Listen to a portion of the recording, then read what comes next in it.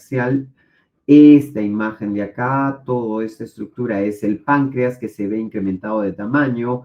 En una pancreatitis, para que nosotros digamos proceso inflamatorio, la cabeza del páncreas debe estar superando los 30 milímetros o los 3 centímetros en cuanto a la cabeza se refiere. Y vamos a ver los criterios, ¿no? Tejido peripancreático. ¿Hay un aumento de tamaño del páncreas? Sí hay aumento de tamaño. ¿Hay alteración en la morfología? Sí hay alteración. ¿Hay presencia de tejido o alteración del tejido peripancreático? También lo hay. Si es que nosotros vemos que hay colecciones o presencia de colecciones, también tenemos que mencionarla porque todo eso va a ir en sumatoria para el pronóstico del paciente. En este otro caso ya vamos viendo cómo se ve a este nivel, ¿no? Que ya hay una alteración que está invadiendo parte del cuerpo y con tendencia y proyección hacia la cola del páncreas. Acá nuevamente vemos este páncreas que se ve acá, lo estamos viendo con imágenes hipodensas, ¿no? Que podrían estar sugiriendo que hubiese algún tipo de necrosis porque no capta sustancia de contraste, ¿no? La sustancia de contraste está por acá, pero no vemos que capta y eso podría traducirse como necrosis. Acá vemos nuevamente otra imagen en corte axial, toda esta es la parte del páncreas que se va con esa alteración, con toda esta imagen que se ve que hay un proceso inflamatorio a nivel peripancreático. Esto es lo que se refiere a un proceso de pancreatitis, son los criterios que se van a utilizar. Ya les expliqué que la parte de lo que se refiere a criterios de Atlanta en el PI, que es la pancreatitis edematosa intersticial, es la que se va a traspolar a lo que son los criterios de Baltasar, ¿no? Tamaño de la lesión. Primero, si el páncreas está o no incrementado de tamaño. 2, si el páncreas tuvo una alteración en la morfología. 3, si hay alteración del tejido pancreático. 4, si hay presencia de una colección.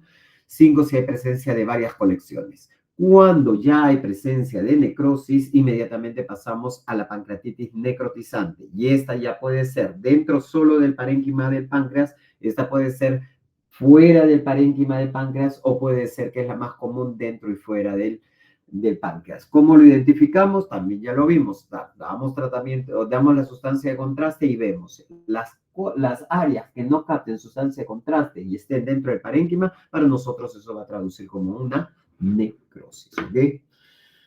Bien. Seguido, entonces, vamos a proceder ahora con lo que es con lo que es el GIST.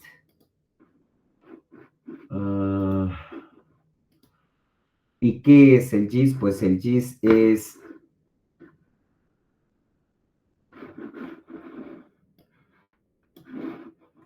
un tumor. ¿Qué pasa? Ya.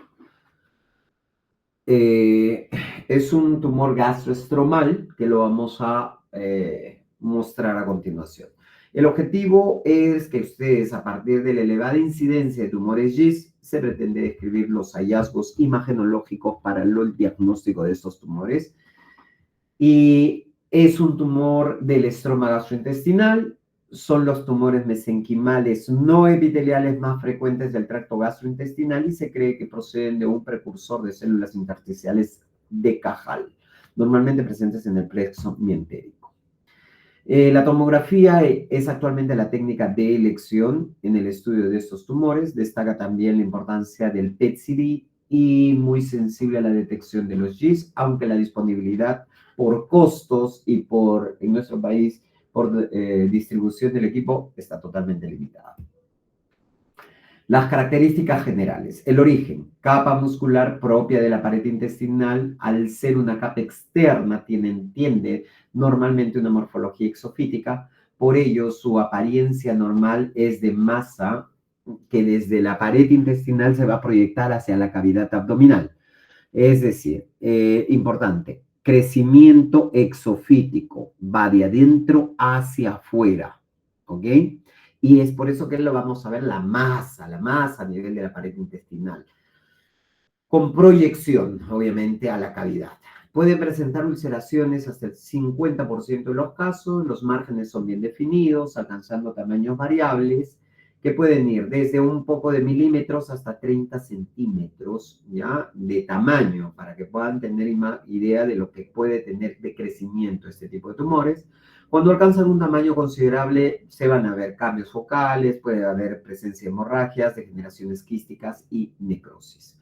Tenemos acá, ¿no?, nuestra imagen en un corte axial, donde, sin contraste, que donde evidenciamos, ¿no? Esta es la cavidad, todo, y estamos viendo acá que hay una imagen de densidad de partes blandas que está generando un crecimiento a ese nivel, ¿no? Que es un crecimiento, ya saben, de la pared hacia afuera, exofítico hacia la cavidad.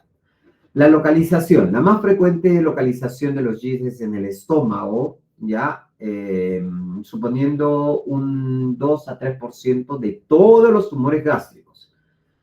Hasta el 75% de los GIS gástricos ocurren en el cuerpo, ¿no? Porque el antro, el cuerpo y el fondo son las partes del estómago, pero donde más se presentan los GIS es a nivel del cuerpo. La segunda localización en frecuencia es el intestino delgado, en concreto el yeyuno. Es decir, de ahí nomás, ¿no?, pasa hacia el otro lado, duodeno, todo va a llegar hasta el yeyuno, y en el yeyuno es donde también es el segundo lugar donde se presentan con mayor frecuencia. Menos frecuentes son los GIS en esófago, colon, siendo los GIS retroperitoneales extremadamente raros.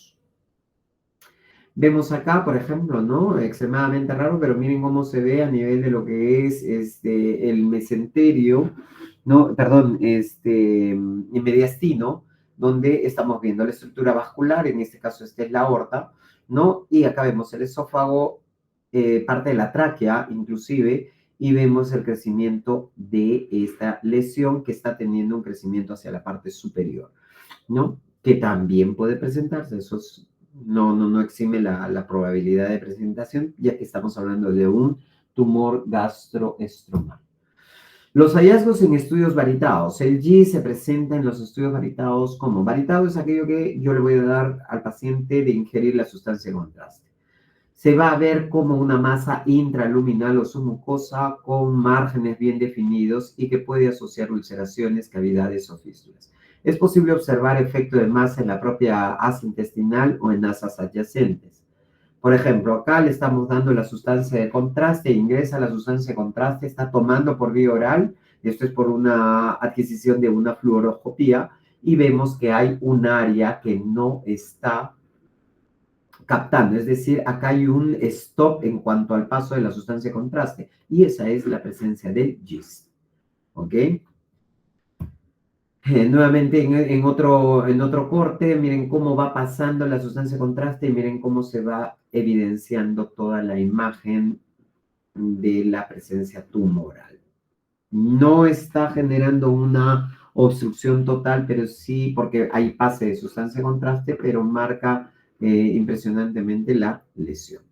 Hallazgos en tomografía. Masa de gran tamaño, es una masa hipervascular, son heterogéneos debido a cuando son grandes, heterogéneos por necrosis, hemorragia, degeneración quística, y pueden presentar calcificaciones. Ulceraciones y fistulación de la luz gastrointestinal son también características comunes de los GIS y desplazan órganos y vasos adyacentes. El GIS son de pequeño tamaño. Cuando son de pequeño tamaño, pueden aparecer como masas endoluminales de aspecto polipoide y generalmente homogéneo. En ese caso sí se va a ver muy homogéneo, pero, como les digo, es en relación al tamaño de la lesión. Hay metástasis, pueden generar metástasis hepática y a nivel de peritoneo por diseminación hematógena y diseminación peritoneal. Acá tenemos, miren, esta lesión grande, es grande, la captación tras la administración de la sustancia de contraste es heterogénea, por eso es que se ve con captaciones algunas y otras que se ven más hipodensas o isodensas, igual que en este punto de acá.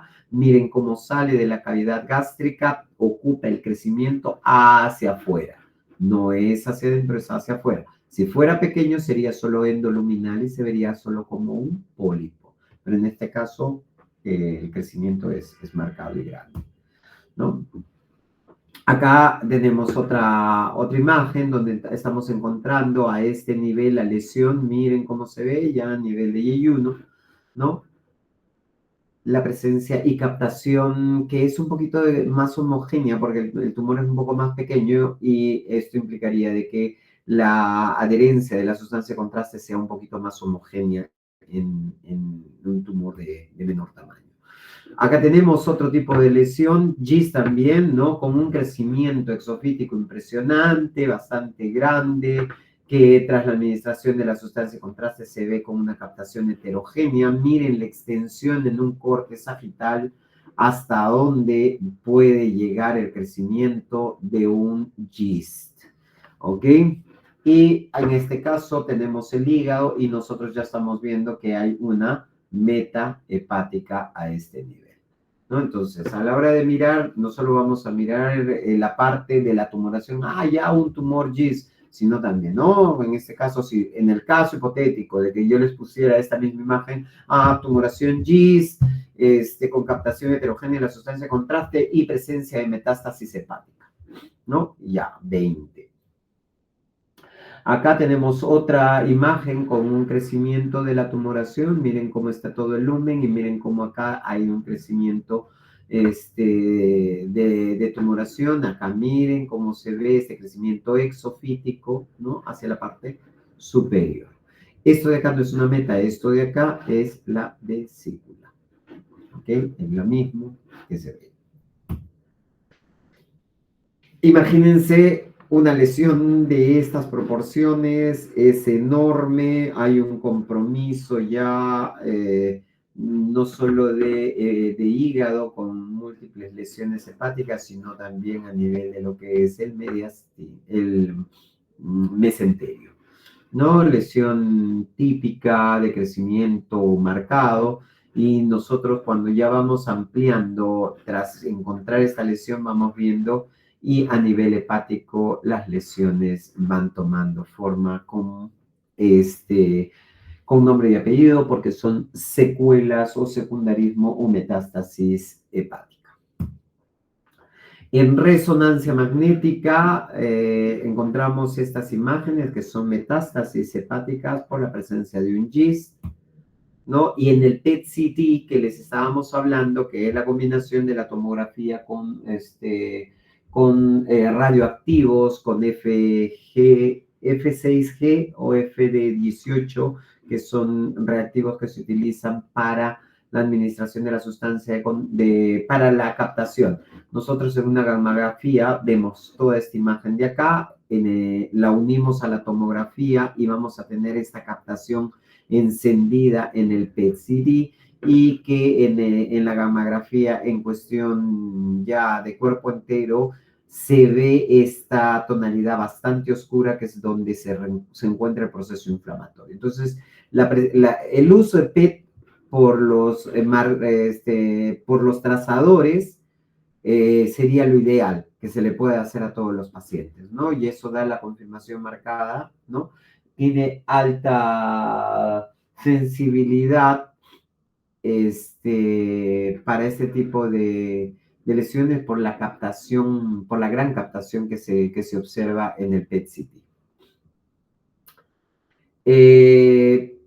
Segmentaciones hepáticas que ya las hemos visto, se las ponemos acá, ¿por qué? Porque en el momento de que se hagan las metástasis, presencia de metástasis hepáticas, sepamos decir a nivel del segmento 8, a nivel del segmento 4, 2, a nivel del 7, que podamos nosotros identificar una metástasis. Si es que hay una, decirle en qué segmento está del hígado, ¿no? Si encontramos una o dos. Pero si le encontramos múltiples y totalmente difusas, entonces ya nosotros vamos a poder decir, mira, está distribuida el lóbulo hepático derecho e izquierdo y pues las presencias de de estas metástasis ya no tendría la razón de identificarlas una por una. Pero cuando son individuales, una o dos, importante, recordar la segmentación hepática para poder decir de qué se trata. ¿Ya? Los tumores del estroma gastrointestinal son neoplasias que pueden originarse en todo el tracto gastrointestinal, mesenterio, epíplon, retroperitoneo.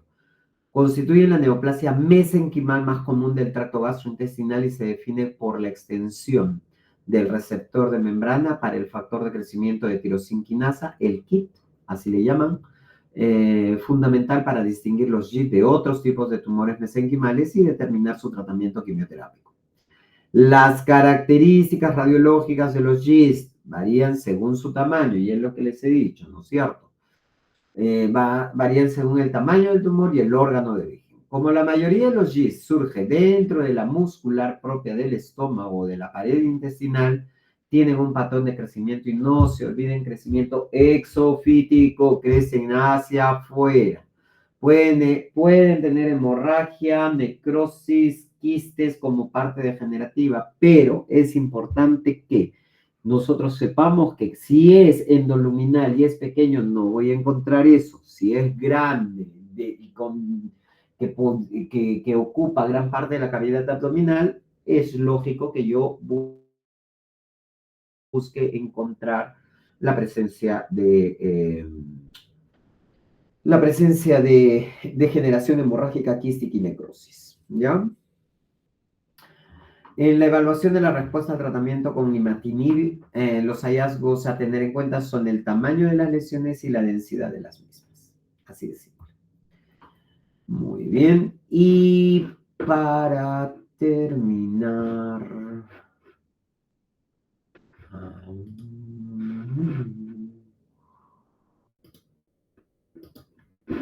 vamos a hablar ahora de lo que es riñones.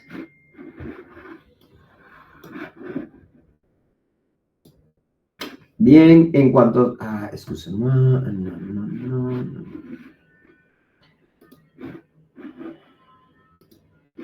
Y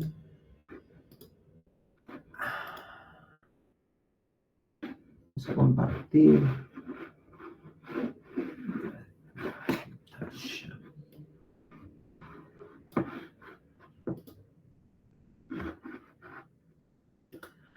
Listo, en cuanto a lo que es riñones, en la introducción a lo que es el sistema renal, existen múltiples tipos de lesiones sólidas renales en adultos, tanto benignas como malignas. Los tumores benignos más frecuentes se encuentran el angiomiolipoma y el oncocitoma. Como lesión maligna con mayor incidencia, cabe destacar el carcinoma de células renales. Angiomiolipoma, tipo de neoplasia renal benigna que se encuentra de forma esporádica y como parte de una facomatosis. Ya sabemos, ya me imagino que ustedes ya conocen cuáles son las facomatosis, ¿no es cierto? Entonces no vamos a indagar en eso porque eso ya lo conocen ustedes. Entonces, dentro de las facomatosis, bueno, vamos a también hacer referencia que existen compuestos de elementos vasculares, músculo liso y de grasa. Puede esto dentro del angiomiolipoma, ojo. El angiomiolipoma tiene vascular, tiene músculo liso y tiene grasa. En una ecografía, ¿puedo encontrar un angiomiolipoma? Claro que sí. O puedo sospechar de la existencia de uno. ¿Pueden sangrar espontáneamente? Sí. Y cuando un angiomiolipoma sangra espontáneamente, esto puede ser fatal para el paciente. Epidemiológicamente es una lesión renal sólida, benigna, la más común, y también la lesión de riñón que contiene grasa más común.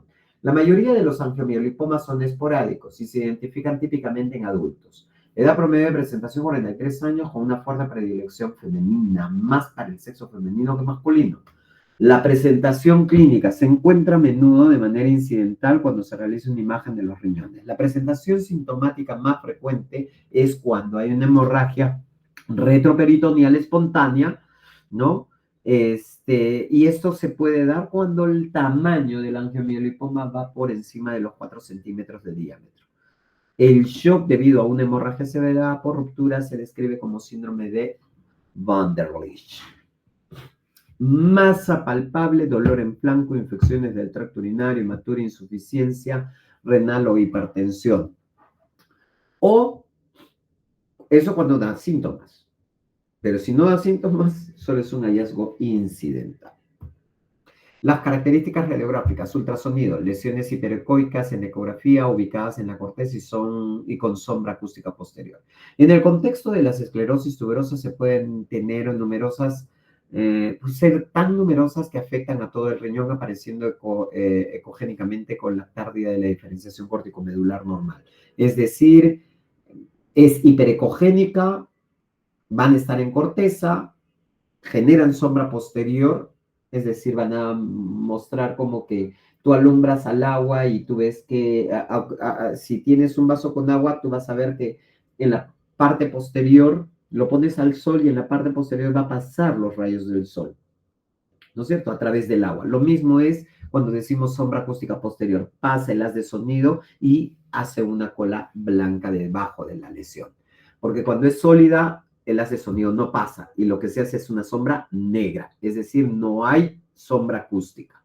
Pero si es que sí pasa, decimos que sí hay sombra acústica posterior. Y una de las facomatosis es la esclerosis tuberosa. Ya, patología que puede afectar, que pueden ser tan numerosas y afectar todo el riñón, y estas pueden generar alteración de la diferenciación corticomedular. Por ejemplo, esta imagen en una ecografía, esto de acá es un angiomiolipoma, este es otro angiomiolipoma, ¿no? Lesiones bastante típicas, pequeñas, y que felizmente por ese tamaño no esperemos que sean sangrantes. La tomografía afectan a la corteza y muestran grasa macroscópica, menos de 20 unidades Hansfield. Cuando es pequeño, el promedio de volumen puede dificultar la diferenciación con un quiste pequeño, cuando son pequeñas, pero no hay una gran diferencia en cuanto a las densidades propiamente dichas o en cuanto a la imagen propiamente dicha. Importarse darse cuenta de que aproximadamente el 5% de los angiomiolipomas son pobres en grasa. Este es especialmente el caso en el contexto de la esclerosis tuberosa, donde hasta un tercio no muestra grasa macroscópica en la tomografía. Las calcificaciones, pues en este tipo de tumores son raras. Vemos acá, por ejemplo, acá tenemos otra imagen de acá, pero acá encontramos que hay una tumoración que es hipodensa a este nivel, ¿no? Hipodensa marcada y acá un angiomiolipoma. Características radiográficas en resonancia magnética. Esta es una secuencia ponderada en T1, ¿ya? Y la grasa brilla. Le pongo una secuencia ponderada en T1 con saturación grasa, en una FAT-SAT, y se reduce la grasa. Entonces digo, ya tiene grasa en su componente, listo. Es un angiomiolipoma. El oncocitoma renal, tumor renal relativamente benigno, epidemiología, representan aproximadamente el 5% de los tumores renales. Por lo general se presenta entre la sexta y séptima década de la vida, con un pico de incidencia en los 55 años de edad. En este caso, la predilección del oncocitoma es masculino. Lesiones claramente demarcadas de tamaño variable, pero a menudo grandes en la presentación, ¿ya? Cuando lo encontramos, son lesiones grandes. Un signo potencialmente útil es la presencia de una cicatriz estrellada, central, aguda, que aunque es característica de los oncocitomas, solo se observa en un tercio de los casos. Ya, cicatriz estrellada central aguda. Importante evaluar cuidadosamente a ambos riñones, ya que se presenta en el 30% de los pacientes múltiples. Entonces, ver siempre un lado y otro lado. En el ultrasonido se muestra como una masa bien circunscrita con ecogenicidad similar al resto del riñón. Ocasionalmente puede verse una cicatriz central.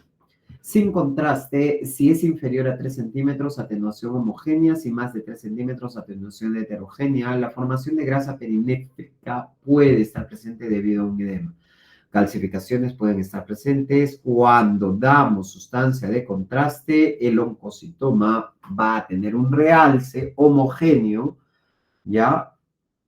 Pero a mayor tamaño de la lesión, mayor heterogeneidad en el momento de la captación del contraste. Se hablaba hace un momento de la cicatriz central, pues en este caso se ve que en un tercio de los casos puede estar presente esta cicatriz central y puede haber trombosis de la vena renal, pero no hay trombotumoral. Ya. Por ejemplo, acá tenemos en una tomografía sin contraste una imagen que genera una alteración en la morfología del riñón izquierdo a nivel de su polo superior. Se ve que hay una lesión que tras la administración de la sustancia de contraste se ve una captación heterogénea y ávida, ¿no? De la sustancia de contraste. Y miren esta imagen de acá, que sí, en este caso, porque dijimos que en un tercio de los casos se podía ver, ¿no? La cicatriz central y que tiene un washout rápido. Es decir, fase arterial capta mucho contraste, fase venosa lava rápidamente el contraste. Acá hay una hipodensidad que esto podría traducirse como un trombo venoso. Las características radiográficas en resonancia magnética en secuencia ponderada en T1 lo vamos a ver hipointenso, en relación a la corteza renal y en T2 hiperintenso. ¿Ya? Puede presentar cicatriz estrellada central hipointensa, que es lo que hemos visto en la tomografía con contraste, y cuando administramos gadolinio generalmente demuestra un realce homogéneo dependiendo del tamaño de la lesión. Entonces, en resonancia magnética, miren, en secuencia ponderada T1 lo vemos hipointenso. Ya lo habíamos dicho, secuencia ponderada en T2 con saturación grasa, hiperintenso, ¿no? Y vemos que, a la difusión se ve una discreta restricción de la difusión de la tumoración. El carcinoma de células renales. Son adenocarcinomas malignos, primarios, derivados de epitelio tubular renal y son el tumor renal maligno más común. Carcinoma de células renales, tumoración, adenocarcinoma maligno primario derivado de epitelio tubular renal maligno más común. Por lo general, pacientes de 50 a 70 años. Por lo general, ¿ya? Puede haber hematuria macroscópica en el 60% de los casos. Aspecto radiográfico, desde sólidos y relativamente homogéneos hasta marcadamente heterogéneos, con áreas de necrosis, cambios quísticos, cambios hemorrágicos. Epidemiológicamente, los pacientes suelen tener entre 50 y 70 años de edad en la presentación con una predilección masculina. También, en este caso, predilección masculina 2-1. Son la octava neoplasia maligna más común en los adultos. O sea, de todos los tumores que vienen desde la cabeza hasta los pies, el carcinoma de células renales es la octava neoplasia en la general, en el ranking general, por decirlo así de alguna manera. Representan el 2% de todos los cánceres y representan el 80-90% de las neoplasias renales primarias malignas en adultos. ¿Cuáles son los factores de riesgo para desarrollarlo? Pues el consumo de cigarrillos, enfermedad quística relacionada con las diálisis, obesidad, tratamiento con ciclofosfamidas en agentes como agente de quimioterapia, pacientes hipertensos. Con esto no decimos que, mi papá es hipertenso, entonces puede tener, no. O sea, solo hablamos de factor de riesgo. El factor de riesgo no es determinante de una enfermedad, pero puede generar la aparición, sí.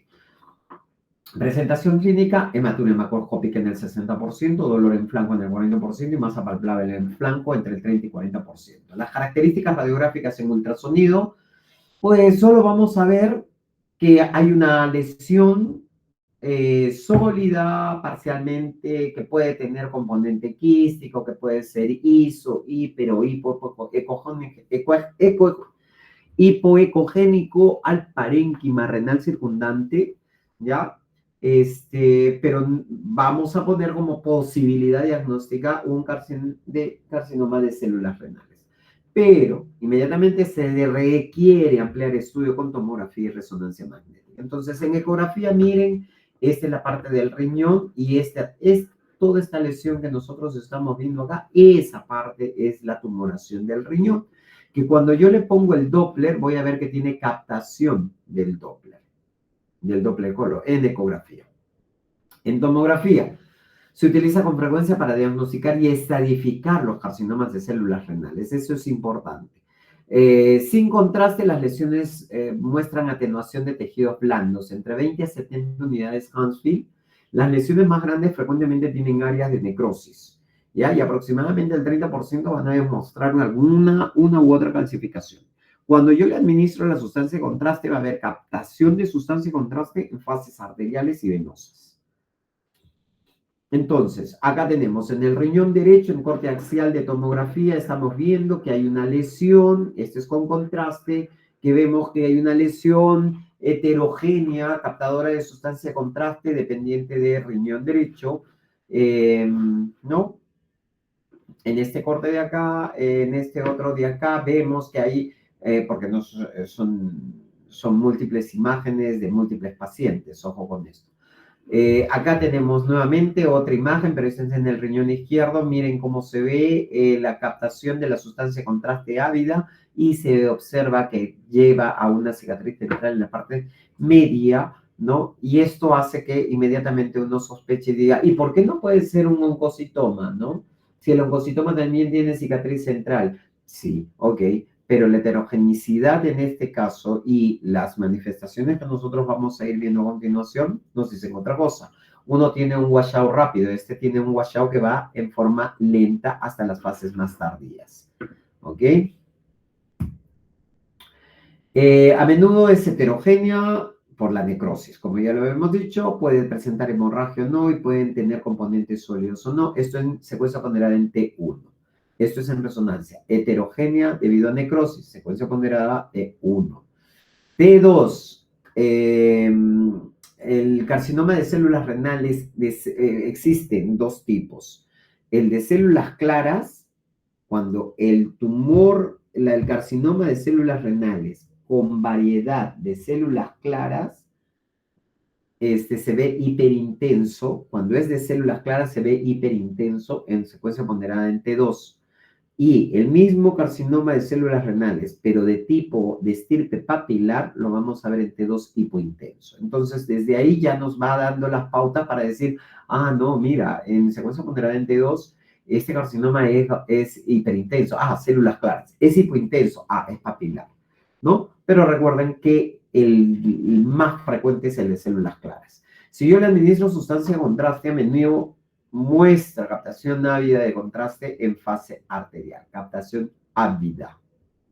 ¿Ya? Entonces, por ejemplo, acá estamos viendo en este caso, en secuencia ponderada en T1 lo vemos hipointenso, secuencia ponderada en esta no es con saturación, este es con T2 sin contraste. Vemos hiperintenso y la secuencia ponderada en T2 con saturación grasa y gadolinio, vemos la captación, ¿no? Hay una captación de la sustancia de contraste. Y la otra parte puede tener la presencia de degeneración quística. Muy bien, no sé si tienen alguna pregunta.